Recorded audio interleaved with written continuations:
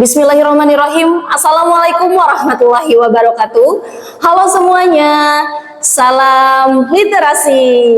Bertemu lagi dengan saya Eka Puji Lestari, pembimbing literasi dari SD Negeri Narawita 01, Kecamatan Cicalengka, Kabupaten Bandung. Pada kesempatan kali ini, saya akan memaparkan tugas yang telah saya kerjakan pada bulan Oktober ini. Pada bulan Oktober ini, kami mendapatkan tantangan untuk mereview sebuah artikel yang ada dalam majalah Hibar Independen yang diterbitkan khusus literasi cetakan kedua tahun 2024. Nah, pada bulan Oktober ini merupakan bulan terakhir kami mengikuti tantangan ke-10 yang terakhir. Alhamdulillah 10 tantangan telah kami selesaikan, walaupun masih banyak kekurangan dan masih banyak hal yang harus kami perbaiki, namun masih banyak hal pula yang bisa kami dapatkan dari tantangan setelah mengikuti tantangan ini, dan banyak pelajaran yang bisa kami dapatkan setelah mengikuti tantangan ini. Semoga tahun depan kita bisa menjalaninya jauh lebih baik lagi. Nah, untuk tantangan ini sendiri, saya mengambil salah satu artikel yang ada dalam majalah ini di halaman 31 yang ditulis oleh Sarasane SPD yang berjudul "Sumber dari setiap kekeliruan adalah beberapa cacat pemahaman atau beberapa kesalahan dalam penalaran atau kekuatan mendadak dari nafsu".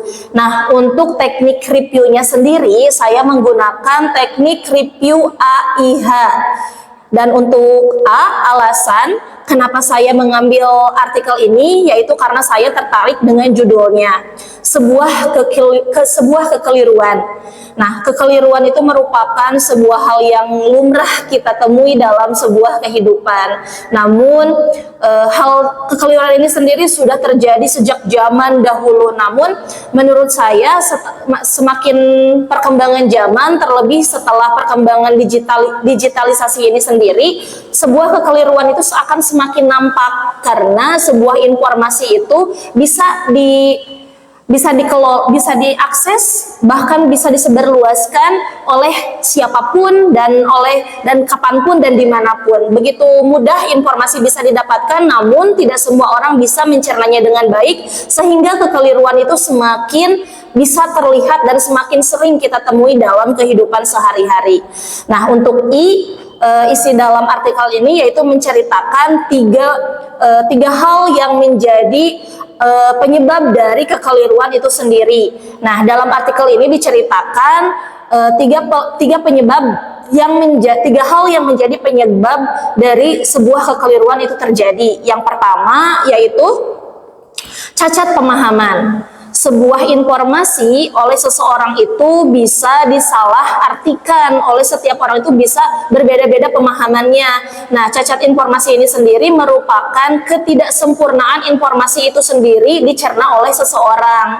Nah, contohnya saja dalam bidang pendidikan, seorang siswa itu ketika naik ke level selanjutnya, sementara pelajaran dasarnya itu tidak bisa dicerna dengan baik, nah maka pada tahap selanjutnya itu mereka akan mengalami kecacatan dalam mengolah informasi itu sendiri, sehingga dalam mengolah informasi kemudian menyimpulkan informasi tersebut dapat menyebabkan kecacatan atau sebuah ketidakbenaran. Kemudian yang kedua, ada kesalahan dalam penalaran. Setiap orang memiliki ketidaksempurnaan dalam penalaran. Nah, hal ini bisa disebabkan oleh kurangnya seseorang mengkaji sebuah informasi, sehingga hal tersebut bisa disebabkan oleh tergesa-gesahnya seseorang mencerna informasi, sehingga bisa menyimpulkan sebuah kekeliruan. Contohnya saja ketika saya sekarang menceritakan artikel yang ditulis oleh Sarasane, kemudian saya tergesa-gesa dan tidak mengkaji ulang isi artikel ini sendiri. Nah, ketika saya paparkan pada video ini, hal itu bisa menjadi sebuah kekeliruan. Apa yang Sarasane ingin sampaikan, bisa saja saya salah menyampaikannya kepada teman-teman yang menonton video ini. Kemudian yang ketiga, ada kekuatan mendadak dari nafsu. Nah, nafsu ini sendiri bukan berarti sebuah hal yang negatif semuanya. Itu bisa jadi sebuah rasa sayang, rasa cinta, kekuasaan, maupun keserakahan.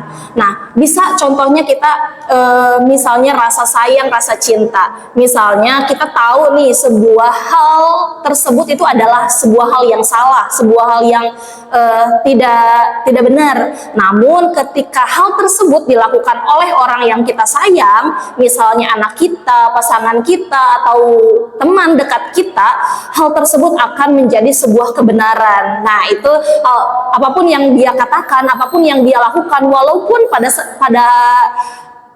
hakikatnya itu adalah sebuah ketidakbenaran, tapi ketika rasa sayang itu, nafsu rasa sayang, rasa cinta itu ada dalam diri kita, hal itu penilaian tersebut akan menjadi bias, sehingga ketidakbenaran tersebut akan kita nilai dengan sebuah kebenaran. Nah, untuk hikmahnya sendiri, sebagai seorang individu yang harus senantiasa belajar, kita harus kritis kepada diri kita sendiri. Kita harus senantiasa belajar agar kekeliruan tersebut tidak terjadi berulang kali dalam kehidupan kita. Apalagi kekeliruan tersebut merupakan kekeliruan yang sama. Ya, sekian yang dapat saya sampaikan. Semoga apa yang saya sampaikan tidak menjadi sebuah kekeliruan bagi teman-teman, ya. Semoga apa yang saya sampaikan bisa bermanfaat untuk teman-teman semuanya. Terima kasih. Sampai jumpa di tahun berikutnya, insya Allah, ya. Assalamualaikum warahmatullahi wabarakatuh.